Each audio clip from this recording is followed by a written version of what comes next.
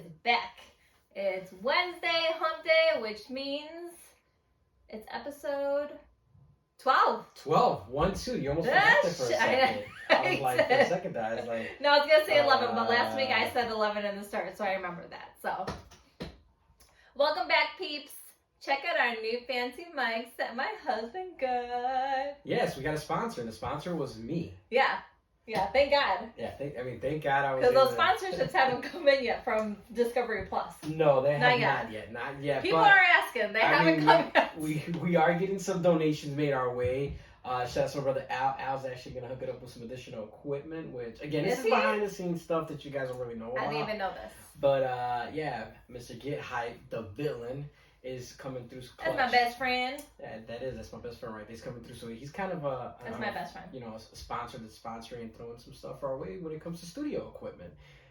So I'm real excited. That tomorrow is gonna be exciting. All this new equipment just makes me act a little bit extra. Yeah, it does, and it makes me want to just think like, is it Beyonce? Level up, level up, level up. But I feel like I'm in the studio. The studio.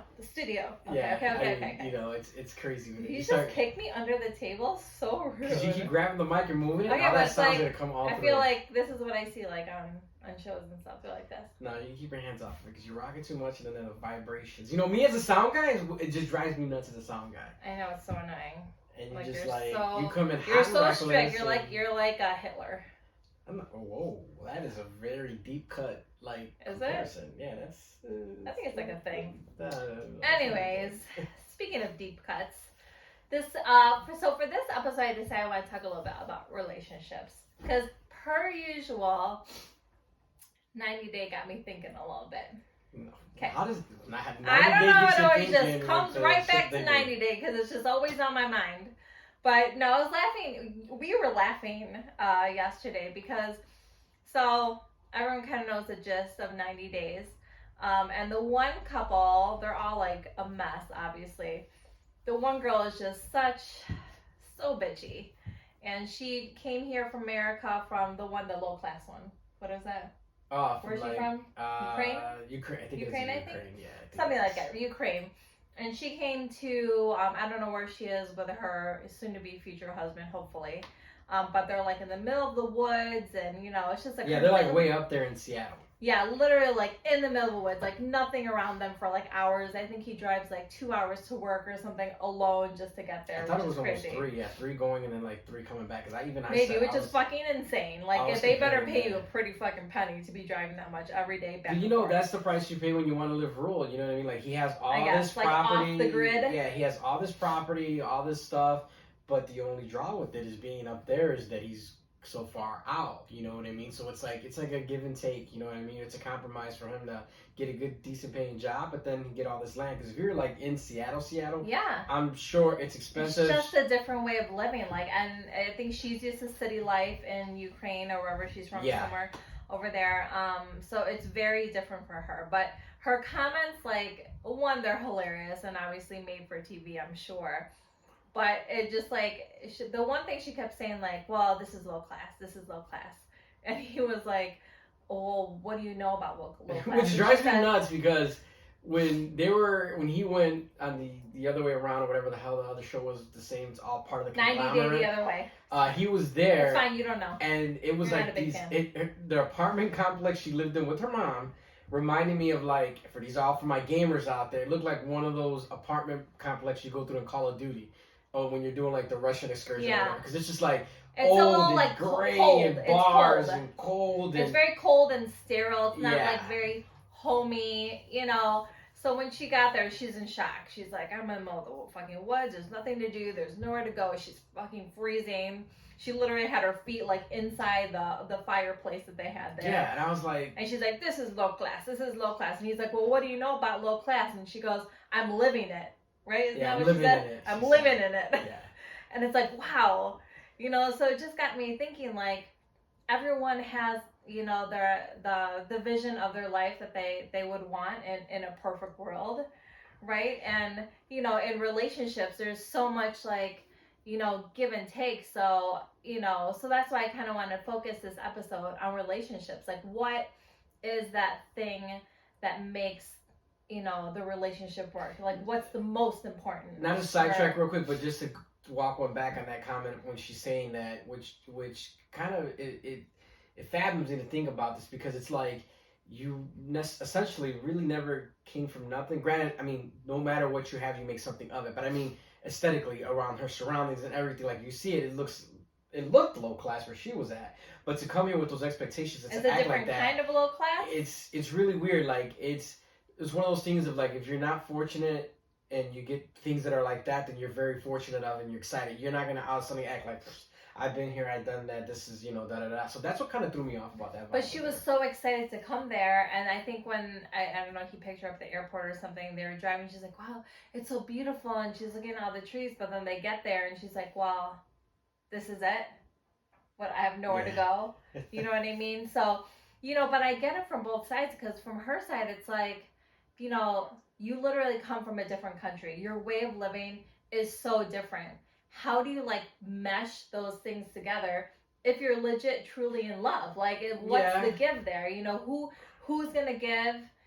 Who's gonna give in? As I'm over here thinking about her saying low class, and I just realized I'm sitting here with this cake shake in the shot right here. Oh my God. Let me move this. What does that have to do with low class?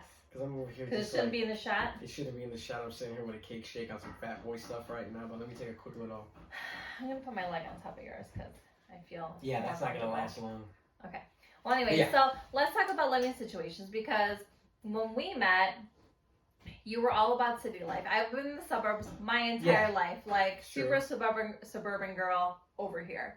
You are like super city boy, and he would come visit. Are you turning my mic down? No, I was just turning something up. Because I'm at the perfect sound. So anyway, talk about squirrel. Because I see you turning things. But anyway, so even when he would visit me in my hometown at the time, he'd be like, "Oh my God, this is so fucking far." It literally was like from where you lived at the time with your mom, 20 minutes. No, about a nice, cool, balmy 30. Oh my God, it really was not at all. It was where I would have to. It is so close. It's pack literally a snack or stop at an Oasis. Oh, that's seriously dramatic for you guys who know where we live. But now look at you, like you gave in, I think, but I don't think it was really about giving in. I think it was really also about you just giving it a chance. Give me a chance, yeah, because I was super city life, super city kid, and I mean, everything I did when you met me was involved with city life, nothing suburban. But what was so shocking about the area I lived in compared to what you were used to? Like, what was the difference? Because I personally don't feel like there was a huge difference. Like, there's still the same shit, around where I used to live, like a lot of shit to do, a lot of stores, and the same thing as to where you used to live. I think it's more culturally shocking, I should say. I wouldn't say, because you're talking about stores. I mean, because there's more cultures around me. No. I just meant like from a standpoint, you come from a neighborhood where you got ambulance and police sirens going off all day. There's noise all the time. People yelling, arguing. You see your drug dealers, your bums, an abundance of like all this action, we'll call it. Which is probably what that girl was, feeling in 90 Day, right? Like she was used to the city and.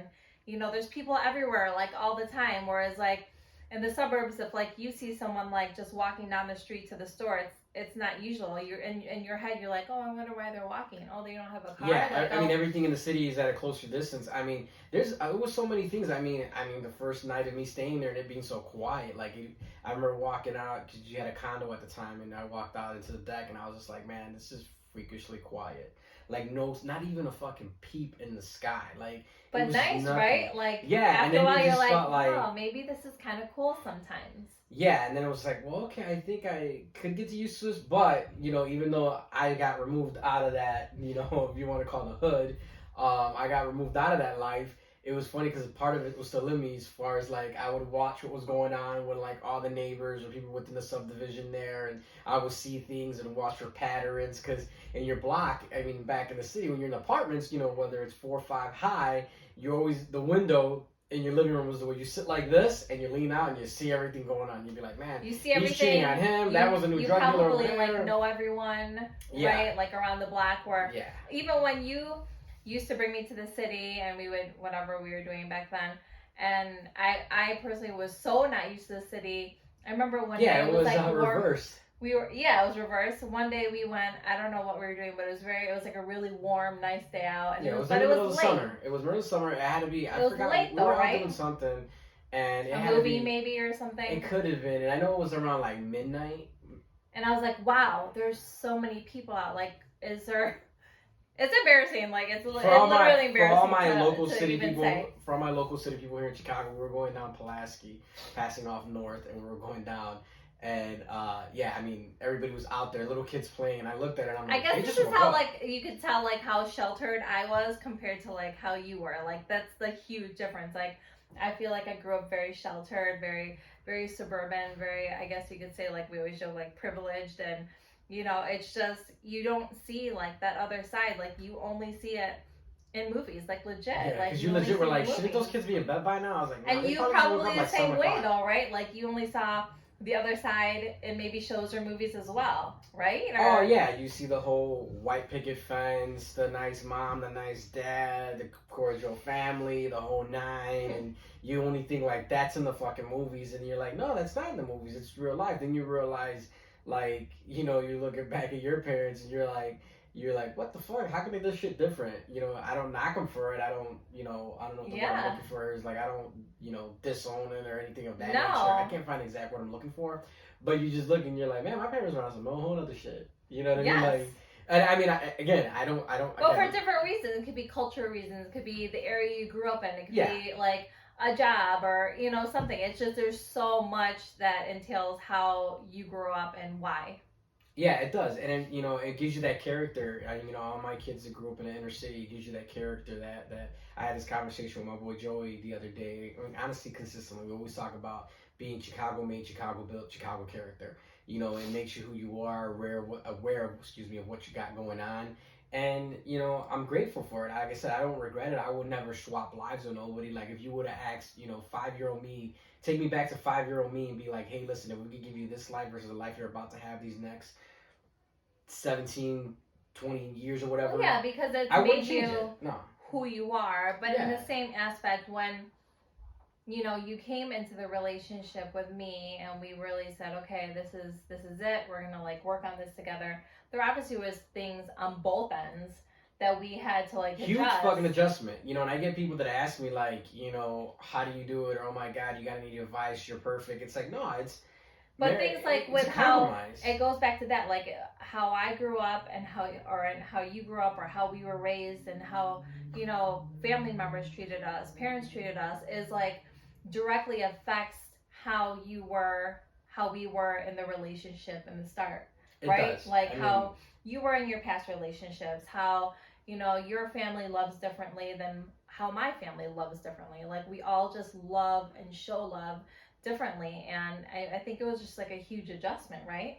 It was a big adjustment. I mean, like I said again, because you start looking at things through a different set of lens. It's like someone said, here, put these on, and you're like blind, and then they put these glasses on, and you're like, whoa, I see everything clear as day.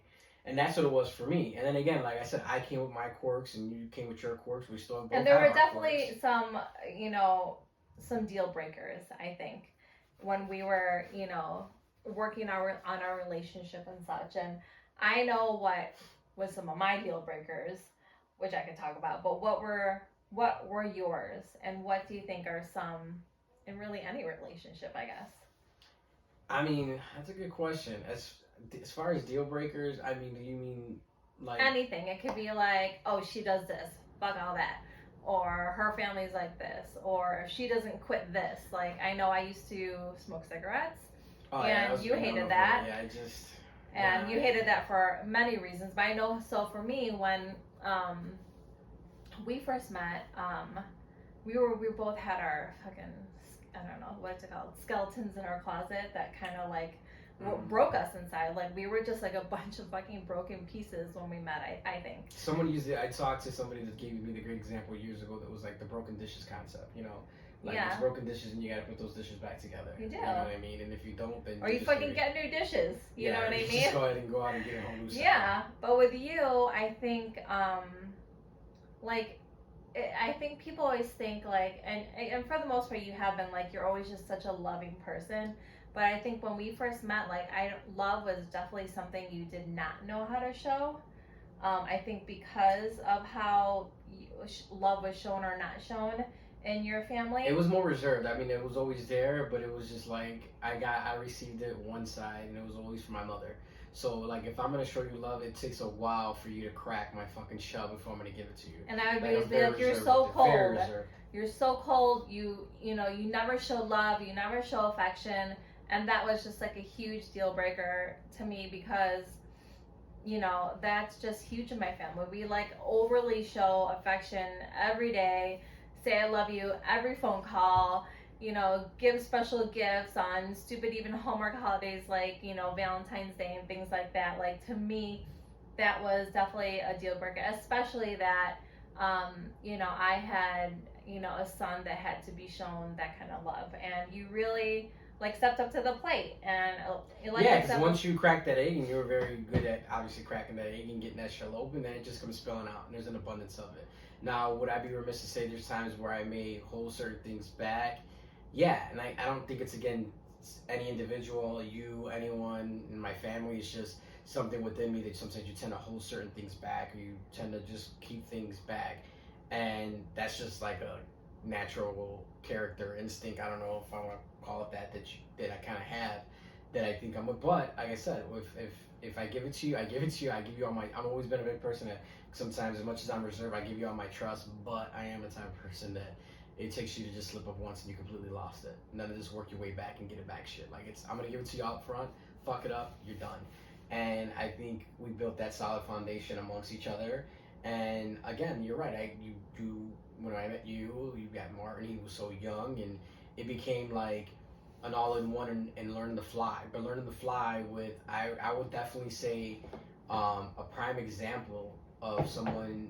There's two individuals in particular. My buddy Dan Tobin, who I could always lean on and talk to when it came to situations like that, because he was in a similar situation himself when he got with his wife and she had a kid, and leaning on him to the do's and don'ts, and as well as your father, you know, a guy who worked and held his shit down, but took time to show love to his kids and do things with them. So it was kind of real awesome to have both of those individuals in my life to go ahead and show me. Not that your father ever came to me directly and said anything like, hey, do this, do that. It was my dad? Yeah.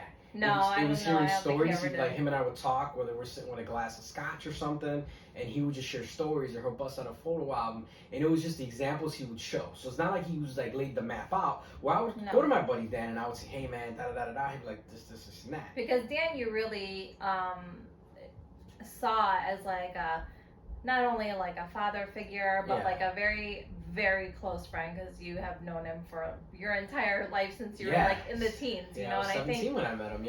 I think he really, in the beginning, probably stepped in as like a father figure when your dad was not, and I think the love your dad didn't show, like, I feel like, you know, you didn't know how to show that, but you learned it very quickly, I think, because you genuinely felt it. And I think my family really liked you because you were just so genuine in all your feelings and how you treated us. Yeah, and that's how my character is. And, you know, I never had a complaint about your family. You can say, like, not because we're recording, like, I never came and be like, you know what I can't stand about your dad? You know what I can't stand about your mom? You know what like, that's never been, like, it's been love. And like I said, they showed me so much of it that I reciprocated back tenfold.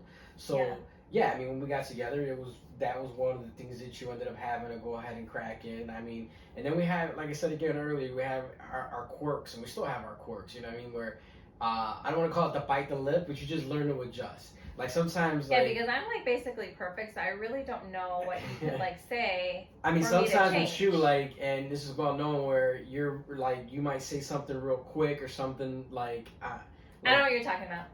Yeah.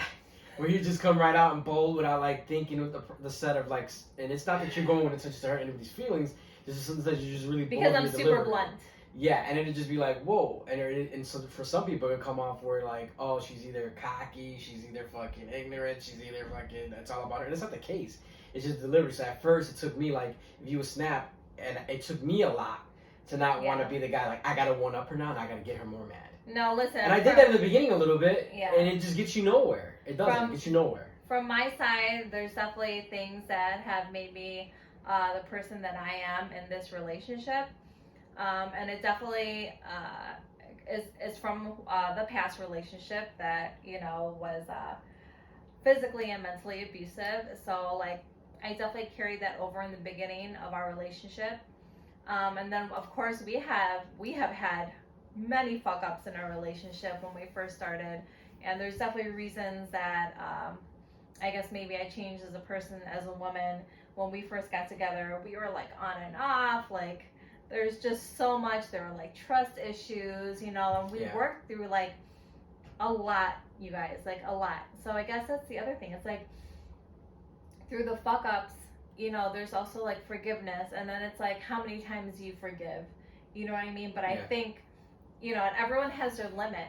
But I think, thank God, you know, we got to the point and worked hard enough together that, you know, we forgave each other at one point or another, because we both had fucked up big time. And we're still here. But, you know, it's definitely work. It's fucking work every day. It's a fucking choice every day. And if you don't feel like you could choose that other person every single day for the rest of your life, and which I don't think is weird, because at sometimes you think maybe this just isn't normal, you know? No, maybe it's all about playing. I don't want to, you know, again, tonight I'm like trying not to use certain terms, but so that doesn't come like out. what? Like I was saying, like using like the term like the long game. It's all about playing the long game, because like I'm not playing a game here, but I'm saying the long game is basically, you know what's going to be down the road. You're not going to get instant gratification, instant satisfaction. You know what I mean? Like it's not going to happen instantly. Like it's a thing that takes work, that goes brick by brick. You know, the old cliche saying, you know, you gotta find a diamond in the rough. Like, what is a diamond? Before a diamond's a diamond, it's coal, and you gotta shine it up, and boom, you get it. I think that's what makes it so worth it. It's like all that work and the love and the tears and everything. And you gotta know if it's worth it. You know, when you're with somebody, you gotta sit there and be like, oh, is it gonna be worth the process? You have to feel that. I'll tell you right now. Or are they like giving as much as you are? Like when people say like it's 50-50, I don't believe that. I think it's 100-100. Yeah. And if you don't really get fucking close to the 100, how is it gonna work? No, it's not gonna work. And the thing too is like you tell people, like, again, it's a work in progress. It's gonna consistently be a work in progress. Till and this day. If you feel, and I'm telling people out there right now, I'm looking everybody dead in the eye who's watching us on the YouTube feed. Like if you go ahead and you think that you're gonna sit there and be like, man, you're gonna question the person that you're currently with or were with at one point, and be like, I don't know if I want to be with them, or I still got interest. Then don't waste their time. Don't waste your time. Don't try to force fit some shit. Like I see people propose to people get even married to people, just thinking like those like events will change things. If you feel it right here, you know it's not gonna work, then don't fucking do it. I always felt that with you, but I think it was one of those things of like you just, like I said earlier, you just get scared and you kind of hold back and you just kind of. Like you know, I know you're a down bitch. Like, you know, and I say that. I'm so fucking down. You're a down bitch. I'm so fucking down all the time for everything. That's my ride or die. Like I felt it and I knew it. You know, but were you just an individual, us as human beings get naive in your mind and your whatever straight away? Without a fucking doubt, you're human. It's gonna fucking happen. Sidetracked or whatever. Yeah, and the same thing I hear. Like, you know, I was down for you. Like, you know, I had your back. You know, I go the extra mile for you. And they say like every 7 years or so, like I don't know if the saying goes, but like you change and your mind changes, your body changes. Like literally everything changes. So like a person you see, like the person I met, you know, what did I say now? 2008. We met. Yeah. Like physically how he looked, how he dressed is not the same person that he is today. And same for me, thank God, because I was a fucking hot mess. But you know, and so we changed. That was the other thing. I'm like you change through those years, you grow. How do you stay attracted or, you know, loving that person all those years and through all those changes? Because not only are they changing how they dress, they change their beliefs, their values, what they want to do in their life, their career. And that's growth. If you want to grow with somebody, grow. It's all about growth. Whether that's even in your helping each other, grow, whether that's each other in your personal life with work and your personal goals, like you want to have growth. Like there's individuals that I know that I could go right now, look at a throwback Thursday fucking photo, look at them and be like, this is how they look, and then look at their current photo and they still look the fucking same. Maybe still doing the same shit, still rocking the same hairstyle. Style. Yeah, like it's just. Maybe they just. And again, like God bless them. God bless them. But there's no growth there. There's no growth there. And with you, we're always about growing and going to the next level. And I started just making a joke about Beyonce's level up, but we're leveling up each and every time. I think it really is just about becoming the person that you feel comfortable in your own skin. Because like at that age, it's like, you know, I don't think really anyone, even at, you know, between, definitely not at 20, but even at the age of like 25, which is around when we met, I think 25, 26 in 2008, I was around that age. But anyways, like still at that time when you're an adult, you know, you still don't know who the fuck you are. shit's happening, maybe you're changing careers, maybe you're in a career or a job you don't like you're still changing so much, even till this day, that you really have to help each other in that. I find it funny because I'll see an And be individual. down for it. I'll see an individual that's in their 20s, and I think about like, man, I was either on a different shit around my 20s. I mean, I even Don't you feel like a baby then? Yeah, you feel like a baby, but then I'm like, man, I feel like I was doing things a little bit more different than what you're doing. And I had this conversation with our oldest Martin today. We were out running some errands, and I remember, I was telling him about his age with computers, and sometimes he's not always into stuff, and he doesn't fully. And I'm like, man, at your age, and I think back, like when I was 14, I remember everything I was into and the level of shit I was into. And he's more nonchalant shit. I'm like, we were just on different pages, and every individual is different.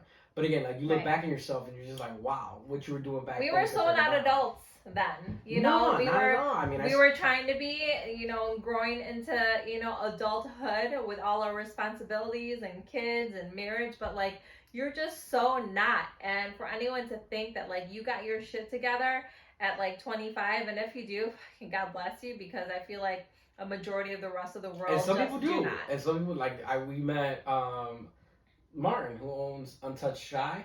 Yeah. Who does a car, this kid's cutest kid. I say kid, like I feel like he's a kid, like I could be his mom. Yeah. But the cutest, like hardworking kid, and it's 23? amazing. Or like our friend Easy, who owns the barbershop, like he was owning that barbershop started when he was like 18 or something. Like it's fucking 18, crazy. 18. Like people, not everyone has it, like their shit together. Like I don't know what was going on with myself between the ages of like 18 and 23. Like it's a drunk ass blur. I know what was going on. You were hanging out with Chippendales and fucking shit. I was hoeing around. What? Yeah, you should post that. What'd you picture. say? Yeah, I went digging into. Oh, I'm gonna post it. Yeah, her with the Chippendales. That was one of my good phases. Yeah, I look pretty good then. Like that's what you were doing between those ages. There's a picture that says it. Whew, I was doing. But anyways, we digress. Real fast. We're towards the end of the show.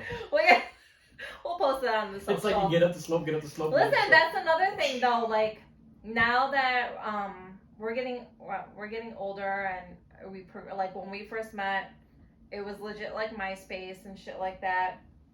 Things have changed tremendously. Obviously, Twitters, Instagrams, Snapchats, TikToks, whatever. Like social media and relationships are very tricky too. They are. And really right now, tricky.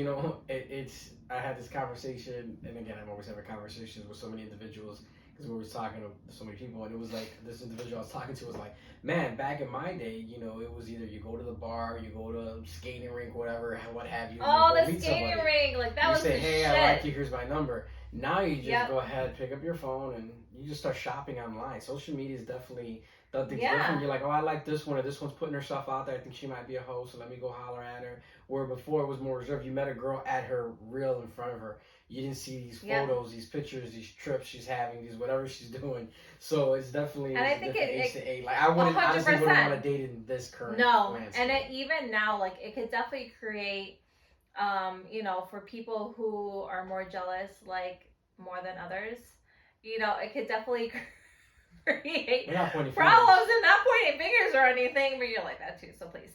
But like it definitely create problems because like what is okay, you know what I mean? Whether you're in a serious relationship or a marriage, like what is okay on social media? Is it okay to like comment on like some bitch's pictures with the heart faces and droolies and eggplants and whatever? Like no, let me find out.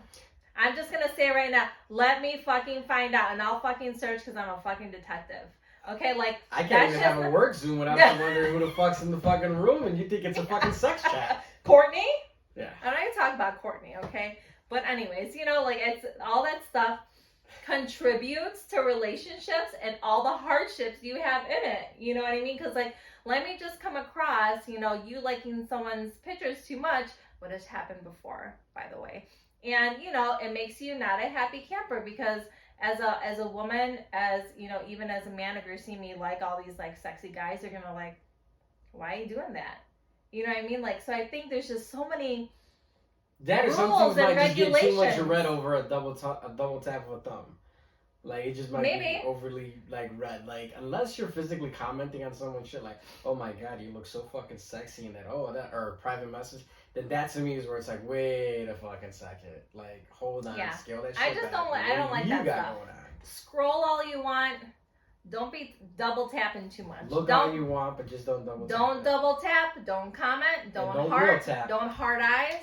No, none of that shit. If you want your relationship to work. We are definitely an emoji world. That's my pro tip marriage of the day.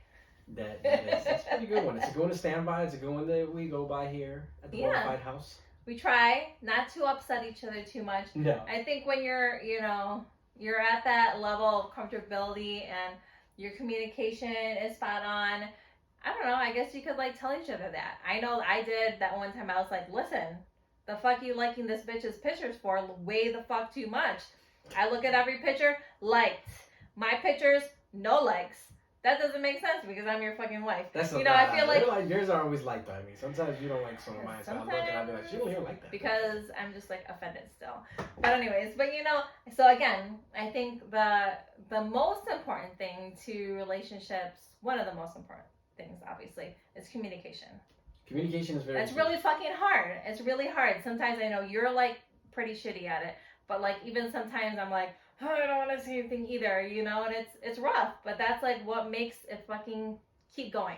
That's what makes it keep going. And one of the things we plan to do before we wrap up here is that at least in every episode we want to give you guys at least one tip, and this week's episode was communication. You just gotta have that communication. Relationships. We just want to talk about something. You just gotta go ahead and be able to be open to chat on both ends, and always remember it's not all one side or it's not all middle side. It's together side, if that's a thing. I don't think that's a thing. It's not. I'm trying to get back to it. It's not 50-50. Sounds kind of weird. It's 100-100. It's not going to be all on your side. 100. No, it's going to be all together. For sure. 100 to 200%.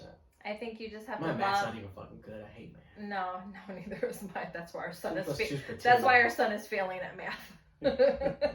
So yeah, both of them. We're playing really shitty at math. But they can read their motherfucking asses off at like a fucking. I know they can. Grades above them. And we're not readers though. I'll take reading all day because you don't use math every day unless you count them Benjamins. Hundreds. Yeah, that's the only one she knows. Know what I mean? Those guys. Benjis. You guys know about that in episode 1 about the Benjamins. So. As always, guys, we truly appreciate you guys tuning in. Yeah, we are. Oh, we're done. We're at the end Time right now. So time does fly when you're having fun. We appreciate you guys. When we have new microphones. Rocking out with us. I mean, the whole new setup. I'm over here keeping an eye on the new system. I know we're next to each other. Like, we're at a restaurant having like a loving dinner. I never been a person that's always got to be. We got to be sitting in front of each other. To the side, it's like. Yeah. You gotta feed me? I do like the across the table thing too. But yeah, I mean, getting used to the whole new setup, and we'll continue to adjust as you see. We got a little area and space, and we're gonna just keep making this better again. Because what are we all about? Growth. So from episode 1 into the YouTube, everything changes. Listen, we just want to take like a deeper dive into like specific topics. I think that we like touch and go on certain things, but I think there are certain things that just is worth talking about a little bit more and putting out there. Maybe things that are a little bit more taboo that people don't want to talk about. Like, I want to talk about it. I legit do.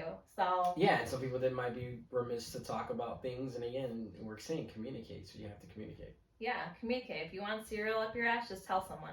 Just say, I'm sure you'll find somebody. Just you will find that person. Say, I want some shredded wheat in there. Here we go, the cereal again. That definitely caused a stir last week. But did it? For those of you guys who didn't check out last week's episode, check out last week's episode. You should check it out. That's all I'm going to say, because I'm going to make you watch last week's episode. Yeah, maybe just Google the clip. It's worth it. It's worth it. Maybe some other shit will come up in, on your algorithms or whatever it's called. Or to get out one of those rabbit holes where you just start watching a bunch of different videos. So. Yeah. As always, we appreciate each and every one of you guys tuning in with us, following us on our social media platforms, and for everybody watching on YouTube, we always appreciate it 100%. Make sure you guys check in with us at bonafide_BS. Like and subscribe and hit the bell. As always. All right, everyone, have a great rest of your week. Peace out, bitches!